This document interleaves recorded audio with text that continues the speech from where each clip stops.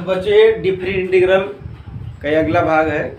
इसके पहले वाले वीडियो में कुछ सवाल हमने दिया था और उसके बाद में कुछ सवाल आपको आज और मिल जाएंगे जो काफ़ी परीक्षा के लिए महत्वपूर्ण है। देखिए सवाल, 0 से π/2 लिमिट लगी है, e power sine x upon e power cos x plus e power sine a d x बराबर 0 से π/2 e power cos x upon e power cos x plus e power sine a d x. यहाँ पर देखिए ten और काट का combination है सवाल नंबर दूसरे में, और तीसरे में सेक और कोसेक का है। क्योंकि हम जानते हैं कि पूरक कोण जो होते हैं उस पर साइन जो है बदलता है कास में, मतलब हम ये जानते हैं कि साइन जो 90 माइनस थीटा होता है ये बराबर हो जाता है कास थीटा। इसी प्रकार जो कास 90 माइनस थीटा होता है ये बराबर होता है sine theta. Ten 90 minus theta ये काट थीटा होता है, काट 90 माइनस थीटा ये टेन थीटा होता है, सेक 90 माइनस थीटा कोसेक थीटा होता है, और कोसेक 90 माइनस थीटा जो होता है वो सेक थीटा होता है। तो इस तरह से डिफिनिट इंटीग्रल का जो प्रॉपर्टी नंबर 4 है परगुण 4, उसकी सहायता से इस तरह के सवालों को हल करने पर सबका एक ही आंसर आता है, वही आपको मैं बता रहा हूँ। घबराने की कोई जरूरत नहीं है। देखिए ई पावर साइन ए लिखा है अपान ई पावर कास प्लस ई पावर साइन लिखा है, यहाँ पे टेन काट लिखा हुआ है, यहाँ पे सेक कोसेक लिखा है। ठीक, तो ऐसे सवालों का जो रिजल्ट होता है ये हमेशा π/4 होता है। इन सब का जो रिजल्ट होता है वो π/4 होता है। इसके पिछले वाले वीडियो में भी हमने समझाया था π/4। ठीक, ऐसा क्यों, इसके लिए हमने फॉर्मूला बताया है कि हमेशा होता है b-a/2 होता है, बस अंतर है कि a प्लस b का जो वैल्यू है π/2 होना चाहिए।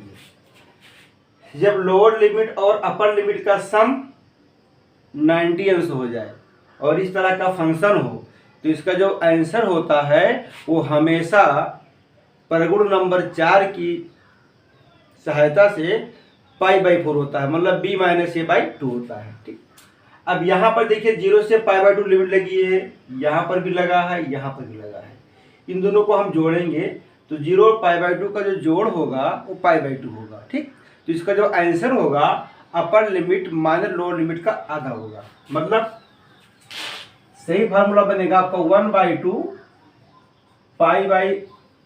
π/2 माइनस 0। सॉल्व करने पे जो रिजल्ट आता है π/4। तो इस तरह से इसका जो रिजल्ट होता है वो π/4 होता है। ठीक, बस आपको ये पहचानना है कि 0 से π/2 लिमिट लगा है, ई पावर साइन लिखा है या ई पावर टेन है, ई पावर काट, इस तरह सा फंक्शन है, तो रिजल्ट क्या लिखा जाएगा π/4। ठीक, सवाल नंबर 4 को देखिए लिखा है 0 से पाई है, इसका जो नामनेटर है उसमें कांस्टेंट लिखा है। डिनोमिनेटर में देखो लिखा है 3 sine square x plus 4 cos square x. ये 3 और 4 कोई भी कांस्टेंट हो सकता है, बट यहाँ साइन स्क्वायर और कास स्क्वायर लिखा है। यहाँ पे देखिए केवल कास स्क्वायर लिखा है, यहाँ पर साइन स्क्वायर लगा है, जबकि इसका जो लिमिट लगा है 0 से पाई लिखा है। तो इस तरह का फंक्शन कोई मिल जाए जिसका जो अंश हो वो कांस्टेंट हो और हर में या तो साइन स्क्वायर लिखा हो या कास स्क्वायर लिखा हो और लिमिट लगी हो 0 से पाई, तो इस प्रकार के सभी फलनों का जो समाकलन होता है ये 0 होता है, सबका 0 होता है। ठीक, तो बस ध्यान देना क्या है कि 0 से पाई लिमिट लगी हो और इसके हर में क्या लिखा हो, साइन स्क्वायर लिखा हो या कास स्क्वायर लिखा हो या दोनों लिखा हो। ठीक, तो इनका रिजल्ट क्या होता है, तो इनका जो रिजल्ट होता है वो हमेशा होता है 0 होता है। ठीक, ये जो पहला सवाल लिखा है पावर साइन एक्स, परीक्षाओं में इस पर कुछ सवाल और भी पूछे गए हैं।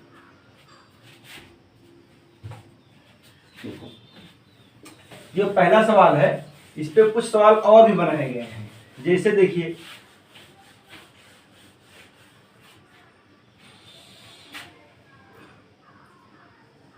लिमिट लगा दिया 0 से π/2, 5 पावर साइन एक्स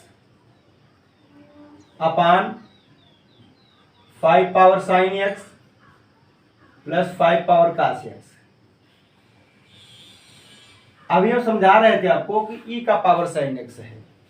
वास्तव में ई के स्थान पे कोई भी रियल नंबर आ जाता है, ई के स्थान पर कोई भी रियल नंबर होता है तभी इसका जो रिजल्ट होता है π/4 ही होता है। आपको इस फार्मूले पर ध्यान देना जो मैं लिख रहा हूं, देखिए इस पर ध्यान देना है।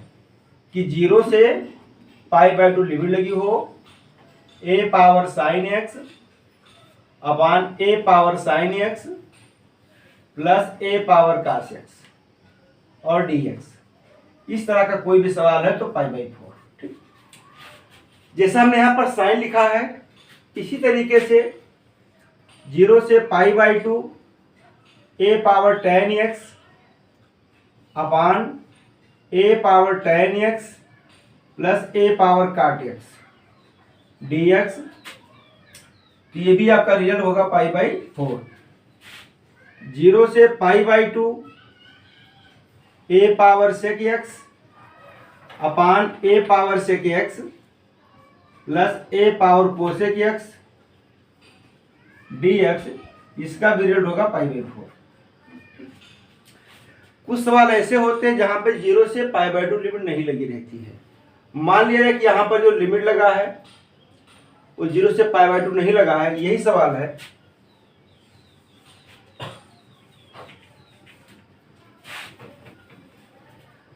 और ये सेकंड आपका नोट हो जाएगा ऐसा है। मान लेते हैं यहाँ पे लिमिट लगा a से b,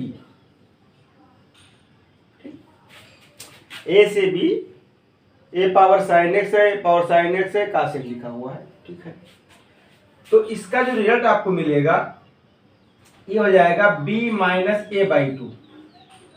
बस आपको ये देखना है कि a प्लस b की जो वैल्यू कितनी होनी चाहिए, π/2। मतलब लोअर लिमिट और अपर लिमिट का जो सम है वो 90 अंश होता है। तो ऐसी स्थिति में इसका जो रिजल्ट होता है b माइनस a/2 होता है। और यही देखिए इस पर भी अप्लाई होगा। a से b लिमिट लगा दे रहे हैं तो इसका जो रिजल्ट होगा वो b माइनस a/2 होगा। कब? जब a plus b equal to 90 अंश, मतलब π/2। यहां भी a पर अप्लाई होगा। a से b, a भी हो जाएगा b minus a/2, a plus b equal to 90 अंश मतलब π/2। ये है। अब देखिए इस पर एग्जाम्पल हो।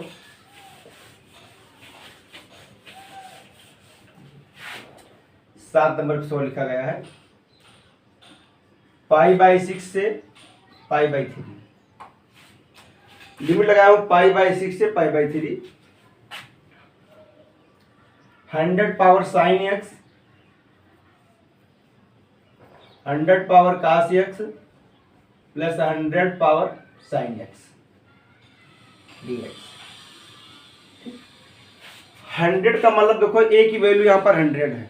हमने कहा है कि ये कोई वास्तविक संख्या है, 100 हो या 50 हो या जो भी नंबर लिखा हो, इससे मतलब नहीं, वो नंबर समान होना चाहिए।